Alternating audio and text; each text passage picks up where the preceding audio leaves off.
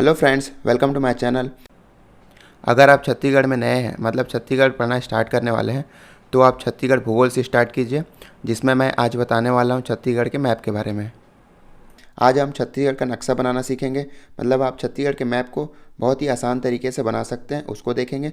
और आप इसके ज़रिए छत्तीसगढ़ में जितने भी ज़िले हैं उसको आसानी से याद रख सकते हैं। तो चलिए शुरू करते हैं।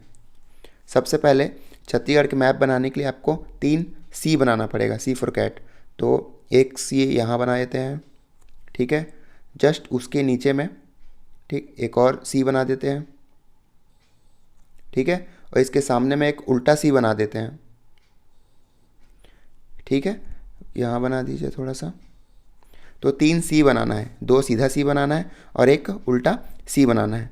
फिर देखिए मैं क्या करता हूँ, इसको इस तरीके से लेके जाता हूँ और इसको यहाँ से जोड़ देता हूँ इस सी से, ठीक है। और फिर आप यहाँ से स्टार्ट कीजिए, एक फिर उल्टा सी बनाइए, ठीक है। फिर इसको लेके जाता हूँ मैं इस तरीके से, फिर इस तरीके से यहाँ जोड़ देते हैं, ठीक। देन आपको नीचे बनाने के लिए ऐसे लेके आइए इसको, इस तरीके से। तो इस तरीके से आप आउटर एरिया को बना सकते हैं। इसको थोड़ा सा और अच्छे से बना लेते हैं,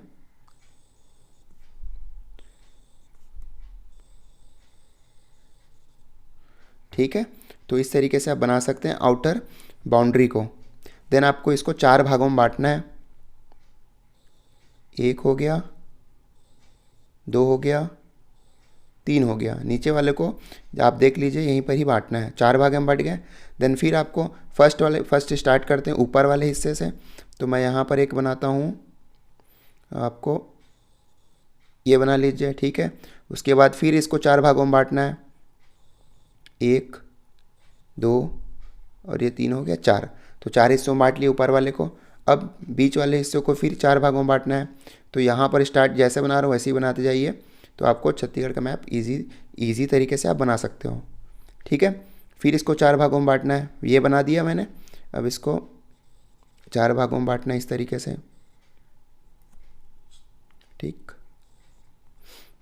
ये दूसरा हो गया,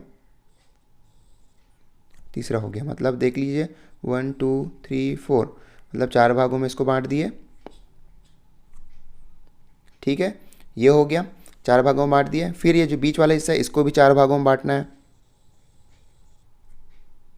जहाँ से स्टार्ट कर रहे हैं तो इस वैसे ही बनाइए आप उसको, ठीक है। मतलब इस वाले लाइन के अंदर 2 लाइन बनाने हैं, ठीक है। फिर यहाँ से स्टार्ट कीजिए और इसको जहाँ पर मैं एंड कर रहा हूँ वहाँ पर एंड कीजिए इसको, ठीक है। देन इसको 4 भागों में बांट दिए। अब देखिए इस हिस्से को मैं 2 भागों में बांटूंगा। देन बीच वाले हिस्से को फिर 3 भागों में बांटना है। फिर अगेन देखो, इसके ये लाइन बनाया मैंने, इसके नीचे बनाया ये लाइन। अब इसके ऊपर से एक लाइन बनाना है। देन ये वाला जो लाइन है इसके ऊपर एक लाइन बनाना है। अब ये जो आ गया इस लाइन, अब ये देखो, इसको 2 भागों में बांटा, इसको 3 भागों में, इसको भी 3 भागों में। अब ये लाइन के नीचे में एक लाइन बनाना है, तो इस तरीके से। तो इसको भी 2 भागों में बांटना है और इस तरफ के भी इसको 2 भागों में बांटना है। और बीच वाले हिस्से को 3 भाग में। अब नीचे आते हैं, नीचे वाले हिस्से को भी 3 भागों में बांटना है। तो मैं यहाँ पर बनाता हूँ सुपरमैन की पैंट। ये सुपरमैन की पैंट बना दिया। बीच से एक लाइन ड्रॉ करना है यहाँ पर, फिर इसको इस तरीके से जोड़ना है। तो ये सुपरमैन की पैंट बन गई। अब यहाँ पर इस तरीके से एक गोला बनाना है। देन इसको भी 3 भागों में बांटना है, इस पार्ट को। 1 हो गया, 2 और ये 3। तो ये पूरा छत्तीसगढ़ का मैप आपका रेडी हो जाएगा। तो अब देख लेते हैं इसमें कौन कौन से ज़िले हैं। तो ये ऊपर वाला हो गया आपका कोरिया, देन सूरजपुर, देन आपका आता है बलरामपुर, देन ये आपका है सरगुजा, देन आपका ये जसपुर, ठीक है। एक्चुअली क्या है, पहले सरगुजा बलरामपुर एक ही भाग था, ठीक है। फिर इसको 3 भागों में बांटा गया। एक तो हो गया सरगुजा, देन सूरजपुर एंड बलरामपुर, ठीक है। इस तरीके से। देन आपका आ गया बिलासपुर, मैं इसको BSP लिख रहा हूँ। देन आपका ये मुंगेली है, ठीक। नीचे वाला कोरबा, ओके। अभी क्या है, बिलासपुर को भी 2 भागों में बांटा गया है, तो ये हो गया गौरेला, पेंड्रा, मरवाही। तो गौरेला, पेंड्रा और मरवाही, ठीक है, यहाँ से। देन आपका ये जो ये वाला जो हिस्सा है वो जांजगीर चांपा है, जांजगीर चांपा, ठीक है। ये जो इसकी यहाँ फिर जो बचा है वो रायगढ़ है, ठीक। अब आते हैं नीचे में, तो यहाँ पर ये है कवर्धा। देन इसके नीचे है आपका राजनांदगांव, ठीक है। देन राजनांदगांव के जस्ट बगल में है दुर्ग, दुर्ग के ऊपर में है आपका बेमेतरा। देन दुर्ग के नीचे है आपका बालोद, ठीक है। पहले बेमेतरा, दुर्ग, बालोद पूरा एक ही भाग था, दुर्ग था। फिर दुर्ग को 3 भागों में बांटा, एक तो दुर्ग हो गया, बेमेतरा, देन बालोद। देन दुर्ग के बगल में रायपुर, रायपुर के ऊपर में बलौदा बाजार, बीबी लिख देता हूँ, बलौदा बाजार। जस्ट रायपुर के नीचे है आपका धमतरी, ठीक है। यहाँ भी बलौदा बाजार, रायपुर पहले एक ही हिस्सा था, फिर रायपुर को 3 भागों में बांटा, एक तो बलौदा बाजार हो गया और एक और हो गया गरियाबंद। तो ये बगल वाला है आपका गरियाबंद, ठीक है। गरियाबंद के ऊपर में क्या है, महासमुंद, ठीक। अब नीचे आते हैं, तो ये वाला जो हिस्सा है आपका कांकेर है, कांकेर, कांकेर के नीचे आ गया नारायणपुर, नारायणपुर। देन कोंडागांव, शॉर्ट में लिख रहा हूँ। देन आपका ये जो बीच में गोलाकार दिख रहा है दंतेवाड़ा है। तो पहले ये पूरा हिस्सा एक ही था, ठीक है। फिर बस्तर को बांटा गया, 4 भागों में बांटा गया, खुद बस्तर हो गया, बीजापुर और सुकमा, ठीक है। तो ये बगल में हो गया बस्तर। देन ये आपका हो गया सुकमा। देन आपका हो गया बीजापुर, ठीक है। तो इस तरीके से आप छत्तीसगढ़ के जितने भी डिस्ट्रिक्ट्स हैं, जितने भी ज़िले हैं, आसानी से याद रख सकते हैं। इसके साथ ही आपको छत्तीसगढ़ में पता होगा, आपको छत्तीसगढ़ में 5 संभाग हैं, ठीक है। तो संभाग भी देख लेते हैं, कौन कौन से संभाग यहाँ पर आते हैं। तो ये जो मैंने लाइन बनाया है, यही संभाग का ये डिवीज़न है। तो ये संभाग हो गए, ऊपर में जो है वो है आपका सरगुजा संभाग है, ठीक है। जन एक और लाइन बनाया मैंने यहाँ पर, तो ये जो ऊपर का हिस्सा ये आपका बिलासपुर संभाग है। देन बीच में एक लाइन बनाता हूँ, तो ये बीच में एक लाइन बनाया मैंने। तो लेफ्ट वाला भाग क्या है, दुर्ग संभाग है, और राइट वाला भाग क्या है, रायपुर संभाग है। देन आपका आता है नीचे, नीचे एक और लाइन मैंने बनाया था, ये वाला कांकेर जो लाइन गया है। तो इसके जो नीचे जितने भी ज़िले हैं वो आपके आते हैं बस्तर संभाग में। तो 5 संभाग, तो ये ऊपर वाला जो हिस्सा है यहाँ से ये हो गया आपका सरगुजा संभाग, यहाँ पर हो गया बिलासपुर संभाग, लेफ़्ट वाला जो है पीले वाले लाइन के लेफ़्ट वाले में आपका दुर्ग संभाग, और राइट वाले भाग में है रायपुर संभाग, और ये ब्लू वाली लाइन के नीचे में है आपका बस्तर संभाग। तो इस तरीके से कौन से संभाग में कौन कौन से ज़िले हैं आप आसानी से याद रख सकते हैं। तो इसमें टोटल आपके हो गए 27 ज़िला हो गए, और अभी एक और बना तो टोटल 28 ज़िला और 5 संभाग हो गए भाग, ओके।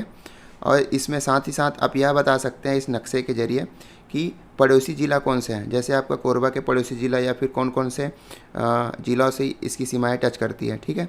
तो आप बता सकते हैं गौरेला, पेंड्रा, मरवाही, बिलासपुर बता सकते हैं, जांजगीर चांपा बता सकते हैं, रायगढ़ बता सकते हैं, सरगुजा, सूरजपुर और कोरिया।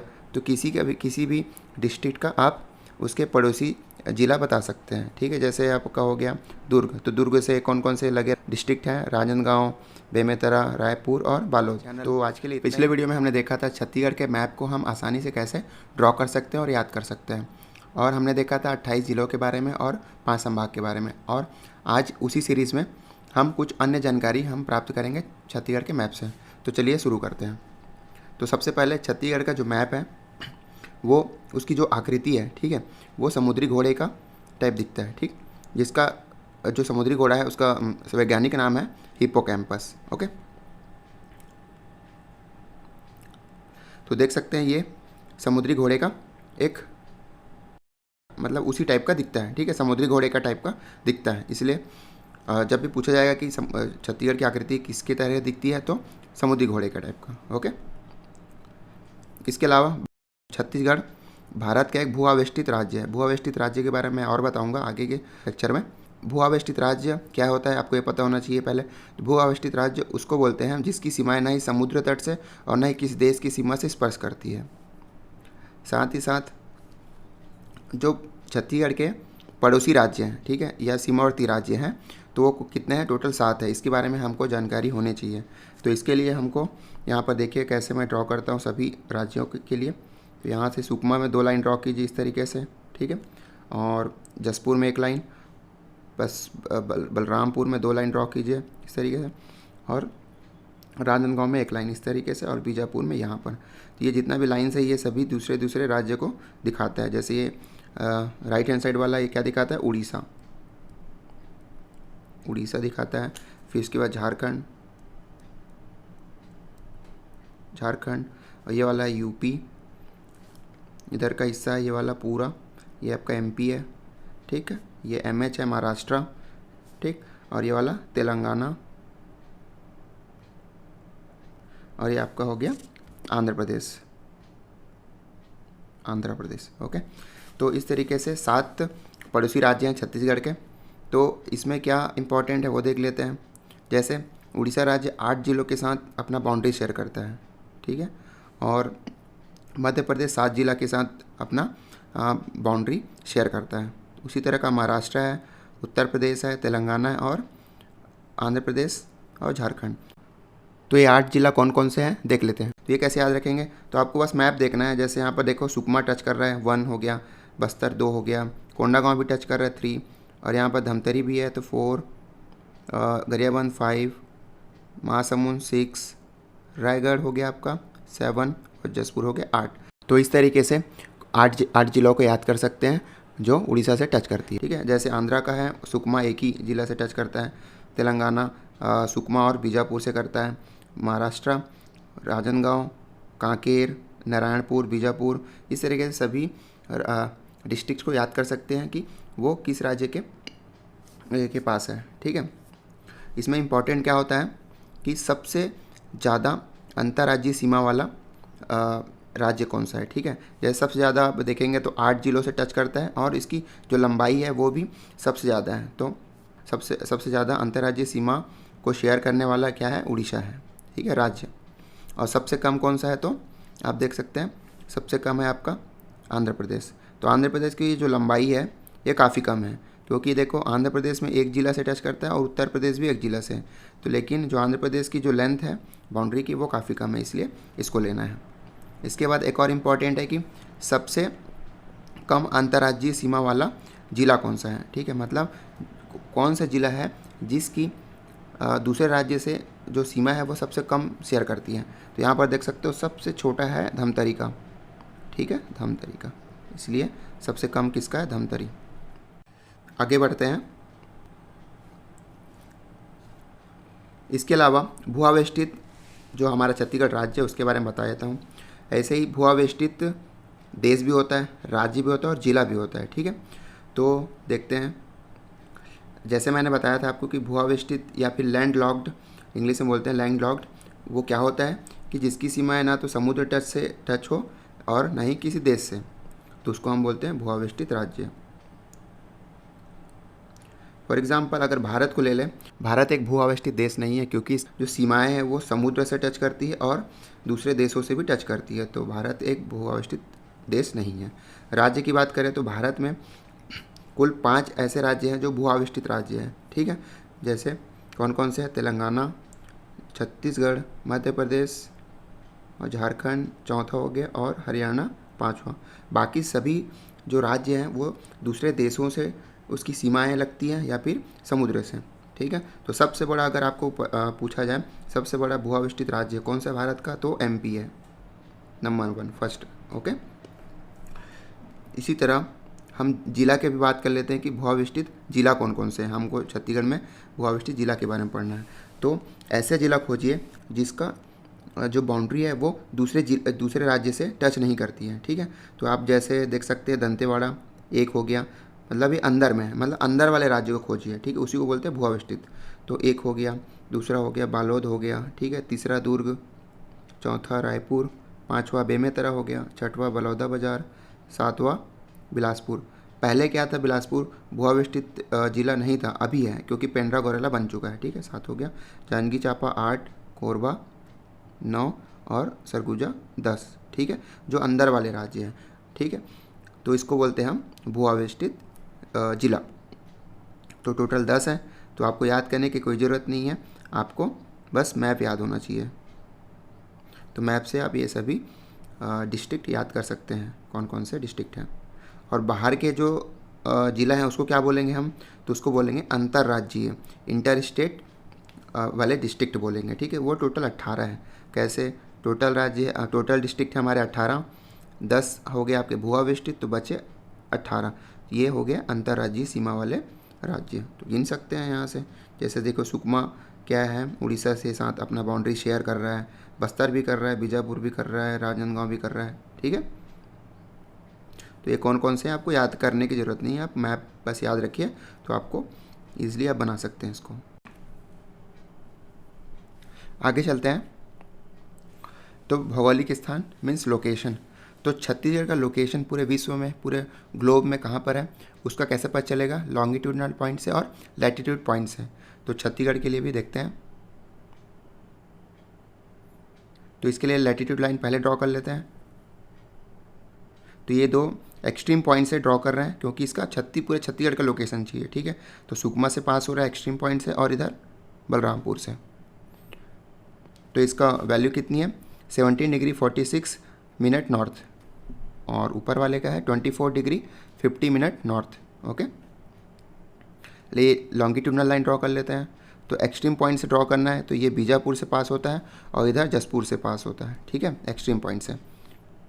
तो इसका वैल्यू है आपका 80 डिग्री 15 मिनट नॉर्थ, और इसका पॉइंट है आपका 84 डिग्री 24 मिनट ईस्ट। ओके, तो छत्तीसगढ़ के जो लैटिट्यूड लाइंस है, मतलब ये जो लैटिट्यूड कैसे याद रखेंगे, जो लेटा हुआ है, ठीक है, हॉरिजॉन्टल लाइंस को लैटिट्यूड बोलते हैं, लैटिट्यूड लाइंस, और वर्टिकल लाइंस को लॉन्गिट्यूडनल लाइन। तो लेटा हुआ है मीन्स लैटिट्यूड। ओके, तो हिंदी में इसको अक्षांश रेखा भी बोलते हैं। तो इसका विस्तार है आपका 17 डिग्री से 24 डिग्री, ठीक है, और लॉन्गिट्यूड लाइन का विस्तार है 80 डिग्री से 84 डिग्री, ठीक है। इसीलिए छत्तीसगढ़ की लंबाई यहीं से निकल जाता है। तो उत्तर से दक्षिण की ओर 700 किलोमीटर, उत्तर से दक्षिण की ओर 700 किलोमीटर, और पूर्व से पश्चिम की ओर 435 किलोमीटर, यहाँ से यहाँ तक, ठीक है। अगर आप डिग्री से कैलकुलेट करना चाहते हैं तो देखिए, उत्तर से दक्षिण की ओर, तो उत्तर और दक्षिण में जैसे 24 है, माइनस कर दीजिए 17 डिग्री, तो कितना बचता है 7 डिग्री, ठीक है, अप्रॉक्सीमेटली है। और इक्वेटर में जो भूमध्य रेखा में क्या होता है, 1 डिग्री कम से कम 111 किलोमीटर होता है, 1 डिग्री ऊपर 1 डिग्री आने में, ठीक है। तो अप्रॉक्सीमेटली इसको 100 ले लीजिए, तो कितना डिफरेंस आता है इसका 60 डिग्री, ठीक है। मतलब 17 में से 24 घटाओ, या 24 में 17 घटाओ तो कितना आएगा 7, तो कितना हो गया 7 × 100, तेरा आपका हो गया 700। इसीलिए जो उत्तर से दक्षिण की डिस्टेंस है वो 700 किलोमीटर अप्रॉक्स होता है, ठीक है। और पूरब से पश्चिम के लिए वैसे ही 84 - 80 वो आ जाएगा आपका 4 डिग्री, तो 4 डिग्री × 100, ठीक है, अप्रॉक्सीमेटली 100, तो ये कितना आ जाएगा 400। तो अप्रॉक्सीमेट क्या है, पूर्व से पश्चिम की ओर 435 किलोमीटर, ठीक है। तो इस तरीके से आप याद रख सकते हैं। उसके बाद जो मैंने बताया था आपको सीमांत जिले, मतलब सीमा के अंत वाले जिले, ठीक है। तो ऊपर में क्या है, बलरामपुर है, और दक्षिण में क्या है, सबसे सुकमा है, ठीक, पूर्व में जसपुर, और पश्चिम में बीजापुर, ठीक है। यहाँ पर एक जो नए हैं उनको डाउट होता है कि जैसे ये जो नॉर्थ और ईस्ट में क्यों रहता है? जैसे मैंने आपका उत्तर में ड्रॉ किया तो नॉर्थ आ गया, दक्षिण में भी ड्रॉ किया है तो भी नॉर्थ लिख रहा हूँ मैं, ये दोनों साइड ईस्ट लिख रहा हूँ, ठीक है। तो बेसिकली है क्या, ये जो कोऑर्डिनेट्स पॉइंट होते हैं ये छत्तीसगढ़ या फिर इंडिया के दिशा पर डिपेंड नहीं करता, ये पूरे ग्लोब के दिशा पे डिपेंड करता है, ठीक है। तो इसको एक बार देख लेते हैं कि छत्तीसगढ़ पूरे ग्लोब में कहाँ पर है। तो एक मैं यहाँ पर बता देता हूँ आपको, पहले ग्लोब ड्रॉ कर लेते हैं अपन। तो ये हमारा ग्लोब है, ठीक है, ओके। तो सबसे पहले मैं यहाँ ड्रॉ करता हूँ इक्वेटर 0 डिग्री, ठीक है, इसको बोलते हैं अपन इक्वेटर। इसको हिंदी में अपन बोलते हैं भूमध्य रेखा, ठीक है। तो इसके जैसे ही हम ड्रॉ करते हैं तो ये क्या हो जाएगा, नॉर्दर्न हेमिस्फीयर, ठीक है, और ये साउथ हेमिस्फीयर, उत्तरी गोलार्ध और दक्षिणी गोलार्ध, ठीक। फिर उसके मैं ड्रॉ करता हूँ आपको यहाँ पर प्राइम मेरिडियन लाइन। तो ये क्या है, प्राइम मेरिडियन लाइन,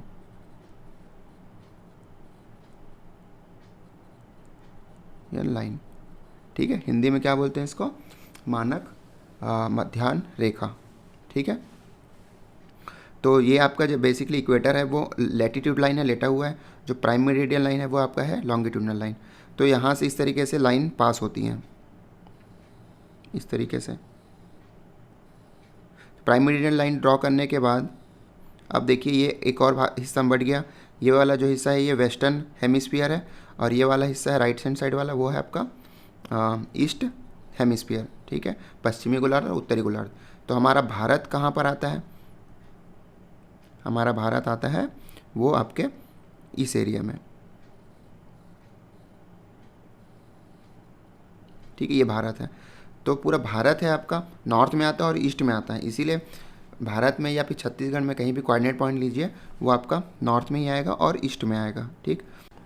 तो यहाँ से लॉन्गिट्यूडनल लाइन ड्रॉ करते हैं, इस तरीके से आता है। तो सभी जगह बस प्राइमरी लाइन में वर्टिकल लाइन दिखाया जाता है, बाकी जगह थोड़ा मुड़ा हुआ दिखाई देता है, ओके। तो पूरा छत्तीसगढ़ और भारत पूरे ग्लोब के नॉर्थ और ईस्ट में है, इसलिए नॉर्थ और ईस्ट ही आएगा। तो छत्तीसगढ़ या फिर भारत में कहीं भी पॉइंट ले लीजिए कोऑर्डिनेट पॉइंट, वो आएगा आपका नॉर्थ और ईस्ट के फॉर्म में ही आएगा। इसी टॉपिक में और भी कुछ महत्वपूर्ण बातें हैं, जैसे पहले नक्शा लेते हैं छत्तीसगढ़ का। लैटिट्यूड और लॉन्गिट्यूड लाइन आपने देखा है, ठीक है। इसके अलावा दो प्रमुख रेखाएं छत्तीसगढ़ से होके जाती है। तो वो कौन कौन से दो प्रमुख रेखाएं हैं, एक तो है आपका कर्क रेखा, ट्रॉपिक ऑफ कैंसर। तो इसको ड्रॉ कर लेते हैं। जो ट्रॉपिक ऑफ कैंसर का आपको पता है कि उसका कोऑर्डिनेट क्या है, 23.5 डिग्री नॉर्थ, ठीक है। तो ये छत्तीसगढ़ से होके जाती है, तो ये प्रमुख रेखा है। दूसरा है भारतीय मानक समय IST और IMT रेखा, इंडियन स्टैंडर्ड टाइम। जो भारत का समय निर्धारण इसी रेखा के द्वारा होता है। तो इसका कोऑर्डिनेट है 82.5 डिग्री ईस्ट, ठीक है। तो इसमें क्या इंपॉर्टेंट है कि जो कर्क रेखा है वो छत्तीसगढ़ के 3 जिलों से होकर जाती है। तो आप देख सकते हैं नक्शे में, एक हो गया कोरिया, सूरजपुर और बलरामपुर। दूसरा जो IST लाइन है, भारतीय मानक रेखा, वो कौन कौन से जिलों से होकर गुजरती है, तो वो 7 जिलों से होकर गुजरती है, और वो ये है। तो आप देख सकते हैं यहाँ से IST लाइन गरियाबंद 1 हो गया, महासमुंद 2, बलौदा बाजार 3 हो गया, जांजगीर चांपा 4, कोरबा 5 हो गया, और कोरिया 6 और सूरजपुर 7। तो 7 जिलों से होके IST रेखा गुजरती है छत्तीसगढ़ से, ठीक है। और एक और इसमें महत्वपूर्ण बात है कि जो ये दोनों रेखाएं कहाँ पर क्रॉस करती हैं, कहाँ पर मिलती है, तो ये है, तो वो कौन सी जगह है, वो है आपका कोरिया में सोनहट नाम के स्थान पर मिलती है, सोनहट नामक स्थान पर, ठीक है। तो ये इंपॉर्टेंट है कि कहाँ पर दोनों इंटरसेक्ट करती हैं, कहाँ पर दोनों क्रॉस करती हैं, तो कोरिया के सोनहट नामक स्थान पे। तो आपको इसमें इतनी बातें याद रखनी है। अब देखते हैं जिलों का गठन वर्ष, मतलब किस वर्ष में कौन सा जिला बना था, ठीक है। तो इसके याद करने के लिए देखते हैं तो सबसे पहले छत्तीसगढ़ और मध्य प्रदेश का निर्माण नहीं हुआ था, ठीक है। तो ये दोनों क्या थे, मध्य प्रांत के हिस्सा थे। तो मध्य प्रांत में सबसे पहले जो ज़िले बने थे वो है 1861 में रायपुर और बिलासपुर, ठीक है। तो आप देखिए कि बिलासपुर और रायपुर छत्तीसगढ़ के प्रमुख डिस्ट्रिक्ट हैं, ठीक है। तो ये सबसे पहले बने थे, ठीक है। तो 1861। फिर 1906 में दुर्ग बना था, तो ये आपको याद रखना पड़ेगा, 1906 में दुर्ग बना था। फिर देखिए 1948 मतलब आज़ादी के बाद 3 जिला बनाए गए थे, बड़े बड़े जिला। तो बस्तर, सरगुजा और रायगढ़, तो ये 3 जिले बने थे आज़ादी के बाद, ठीक है। तो इस तरीके से याद कर सकते हैं। और ये सभी क्या थे, मध्य प्रांत के हिस्सा थे, ठीक है। अभी फिर उसके बाद 1973 को राजनांदगांव बनाया गया, तो ये इसको भी आपको याद रखना पड़ेगा। उसके बाद आ जाइए, इसको छोड़ दीजिए, अपने आप याद हो जाएगा, ठीक है। 1998 में बना था। तो उसके पहले मैं बता देता हूँ आपको ये वाला। तो छत्तीसगढ़ का गठन हुआ था 1 नवंबर सन 2000 को। तो छत्तीसगढ़ के गठन के समय कितने ज़िले थे, 16 ज़िले थे, ठीक है। उसके बाद 2 जिला बनाया गया 2007 में, कौन कौन सा, नारायणपुर और बीजापुर। तो इस तरीके से याद करना है कि छत्तीसगढ़ निर्माण के बाद 2 जिला बनाया गया, नारायणपुर और बीजापुर, ठीक। उसके बाद बता देता हूँ, तो 2012 में बनाए गए जिलों की संख्या, तो वो कैसे याद रखना है उसके लिए मैं बता देता हूँ। तो 2012 में कौन कौन से ज़िला बना था, तो आपको पता है कि जो दुर्ग था, ठीक है, बहुत बड़ा था, तो इसको 2 भागों में बांटा गया, कौन कौन सा, बालोद और बेमेतरा,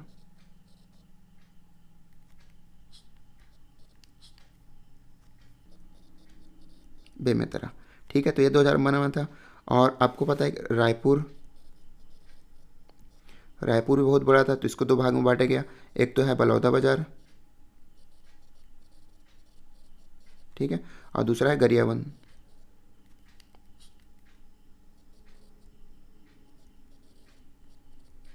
ठीक है। और ऊपर पता है आपको सरगुजा, सरगुजा को भी 2 भागों में बांटा गया, एक तो है सूरजपुर, दूसरा है आपका बलरामपुर। तो ये सभी क्या है 2012 में बने थे। तो दुर्ग को 2 भागों में बांटा गया, रायपुर को भी और सरगुजा को भी। उसके बाद एक आता है आपका बिलासपुर, तो बिलासपुर को क्या 2 भागों में बांटा गया, तो मुंगेली बनाया गया,